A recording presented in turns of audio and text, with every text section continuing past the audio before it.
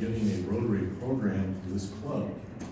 I was invited by Dick Hargraves, whose partner was my next door neighbor, and they knew that I had been on a recent trip to the Grand Canyon, which in those days was rather uncommonly done. We were only the third trip to go down the entire month of July.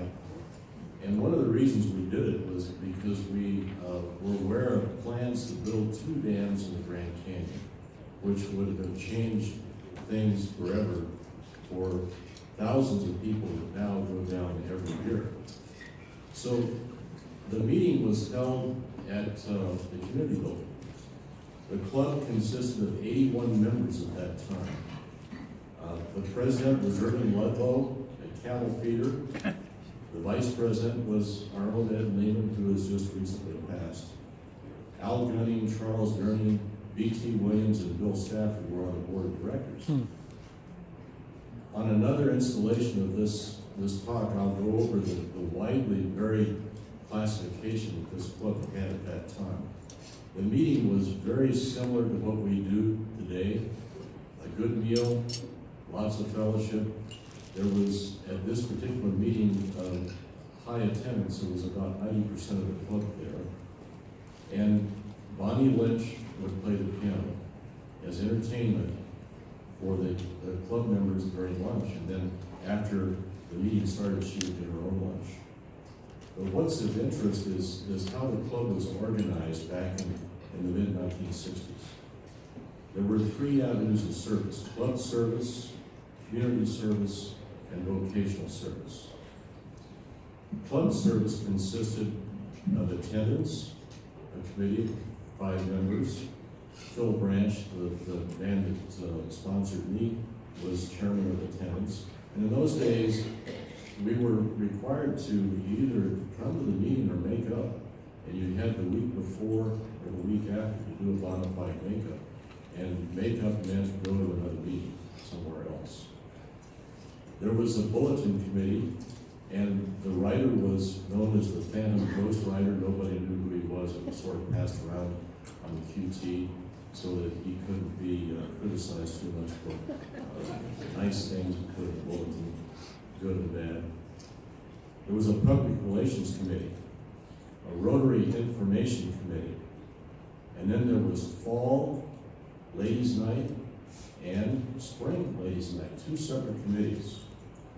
There was a committee that helped support the attendance at the district conference. There was an intercity committee. In those days, this club had a joint meeting with Loveland and many times with Boulder at an intermediate location.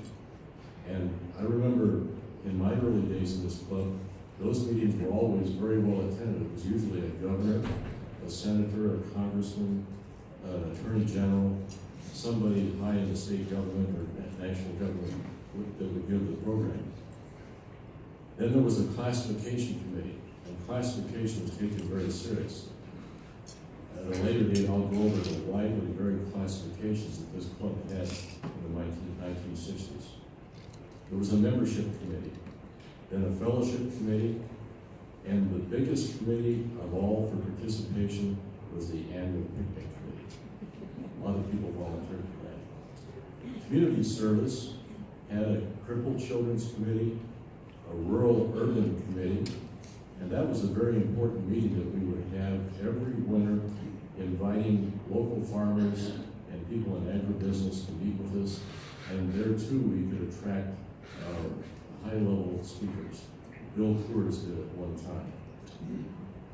The student guest committee, we would routinely have a student from Longmont High School come be a guest. And the student would get up and introduce himself and be honored. And then the youth committee was chaired by Dr. Haley. And we now have the Jim Haley Awards.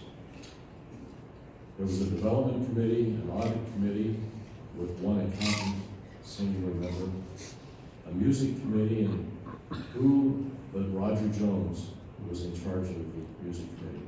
Then there was a general advisory committee, And under vocational service, there was a vocational guidance committee, a Rotary Foundation committee, and an international student committee. So the club was very busy, active, and one of the things that impressed me at that time was the program was the responsibility of individual Rotarians once a year.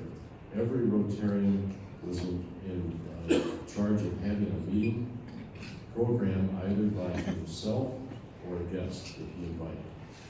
That was Rotary in our 1960s.